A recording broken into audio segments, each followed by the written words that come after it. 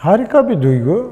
Nitekim şampiyonluğumuzun Iğdır maçıyla artık neticelenmesiyle birlikte tüm bölgede, tüm kentlerimizde inanılmaz bir coşku açığa çıktı. Bu da aslında ne kadar güzel, ne kadar toplumu memnun eden bir netice elde ettiğimizi gösteriyor.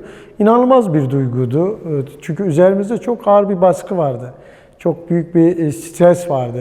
Sebebi de ciddi bir şekilde toplumdan bu sene Ahmetspor'un Süper Lig'e çıkması konusundaki beklentiydi ve bu beklentinin karşılanması bizi inanılmaz derecede rahatlattı. Tabii bu başarıdaki en önemli faktör ne? Tabii yıllardır Ahmetspor yönetimleriyle, teknik ekipleriyle, futbolcularıyla ta en alt ligden bugün Süper Lig'e gelecek bir serüvene sahip. Ben bu süreçte emeği geçen herkese öncelikle teşekkür ediyorum. Ama hani derseniz en büyük takdiri, en büyük tebriği kim hak ediyor? Tabii ki bu halk hak ediyor, taraftar gruplarımız hak ediyor. Her koşulda Ahmetspor'a sahip çıkmaları, her müsabakada stadı doldurmaları, Ahmetspor'un gittiği her deplasmana takımlarını yalnız bırakmayan taraftarlarımız bu başarıdaki en büyük paya sahip.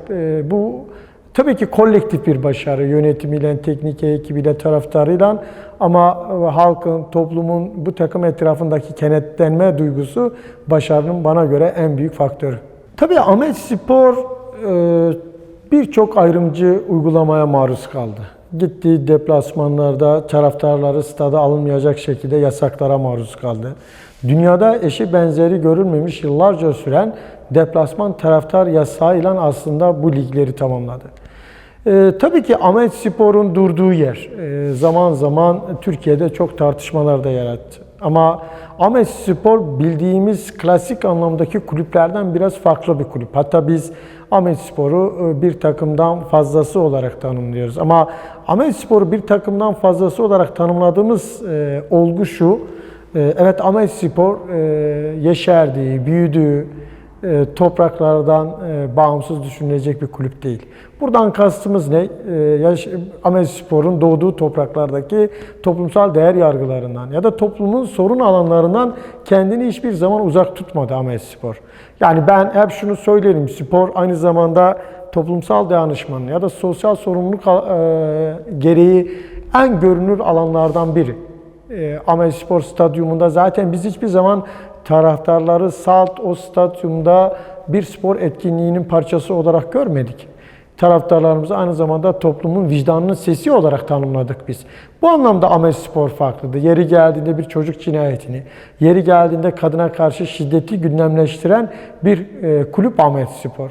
Yani şiddete karşı olan, statlarda küfüre karşı olan, sporun aslında neyi ifade ettiğini her fırsatta dile getiren bir kulübüz. Maalesef ülkede Ahmetspor'un bu kimliği, bu duruşu, bu rengi hep farklı anlamlandırıldı. Ahmetspor zaman zaman kriminalize edildi, ötekileştirildi, ırkçı saldırılara maruz kaldı. Ama dediğim gibi Ahmetspor klasik anlamda bildiğimiz spor kulüplerinden farklıydı. Biz gittiğimiz birçok deplasmanda aslında çok ağır sorunlar yaşadık ama biz hani ülkenin içerisinde bulunduğu süreci de dikkate aldığımızda hani bir normalleşme, Türkiye'nin toplumsal sorunlarıyla yüzleşme ve aslında toplum ve insanlar arasında oluşturulan kutuplaşmayı derinleştirmemek adına biz birçok meselede aslında çok da kamuoyu ya da gündeme getirmemeye özen gösterdik. Ama maalesef hala Türkiye'de birçok kentte, birçok statta Ahmetspor'a, bizlere, yöneticilere sarf edilen sözlerin ya da o kentlerin Ahmetspor'un karşılaşmalara gittiği zamanki o kentte oluşan karşıt motivasyonu tanımlamak gerçekten insanı fazlasıyla rahatsız ediyordu. Adeta farklı bir yerden, farklı bir ülkeden bir kulübün, bir takımın o kente geldiği duygusu oluşturuluyordu. Gerçekten bu çok ötekileştirici ve aynı zamanda ayrımcı bir uygulamaydı. O Ahmetspor bütün bunlara rağmen ayakta durdu. Bütün bunlara rağmen mücadelesinden asla ödün vermedi ve bugün bu kıymetli başarıya ulaştı. Tabii Ahmetspor çok genç bir kulüp. Yani Süper Lig'de neredeyse 100 yılı bulan kulüplerin olduğu bir lig. Bulunduğumuz, şu an mücadele ettiğimiz ve Süper Lig'e çıkmak için mücadele ettiğimiz ligle Süper Lig seviye itibariyle çok farklı kulvarlar. Tabii Süper Lig'in kendisine göre bir ekonomik yapılanması, Süper Lig'in kendisine göre bir futbolcu kadro yapısı, teknik heyet gibi, ama öte taraftan kulübün altyapı, tesis, stadyum anlamında da kendisini Süper Lig'e hazırlaması lazım. Ama Ahmetspor'un önünde çok uzun bir süreç yok. Ahmetspor Süper Lig mücadelesine Ağustos ayı itibariyle başlayacak. Bu kısa süre zarfında Ahmetspor'un bütün bileşenleriyle, çünkü Ahmetspor sadece Ahmetspor Yönetim Kurulu'nun sorumluluğunda olan bir kulüp değil. Belki Türkiye'de örneği benzeri olmayan bir yapılanması var. Kentteki her türlü sivil toplum meslek örgütünün yer aldığı bir istişare kurulu var Ahmetspor'un.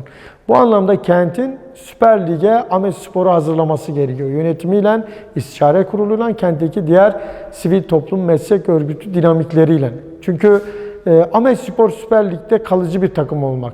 Kalıcı takımdan kastımız aynı zamanda Süper Lig'de üstleri, yani üst sıraları zorlayan ve bu kenti, bu kültürü, bu kimliği tanıtma adına Avrupa'ya başarılarıyla gidecek bir takıma dönüşmeli.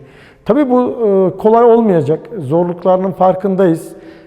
Evet, Ahmetspor genç bir takım ama bu genç takım olmakla birlikte kısa süreli yönetim ve kuruluşan bu yandaki süreç Ahmetspor'a çok büyük deneyim ve tecrübe de kattı. Biz bu deneyim ve tecrübeyle yine kolektif bir anlayışla, ortak bir akılla, herkesin sorumluluk aldığı, herkesin katkı sunduğu, destek verdiği anlayışı sürdürüp Süper Lig'de de bu halkın beklentilerini karşılayacak bir duruma gelmeliyiz. Çünkü biz toplum olarak her zaman bulunduğumuz yerde en iyisini, en doğru şekilde ve başarılı olmak üzere ya da toplumu temsilde o başarıyı gösterebilmek adına var olan bir kulübüz.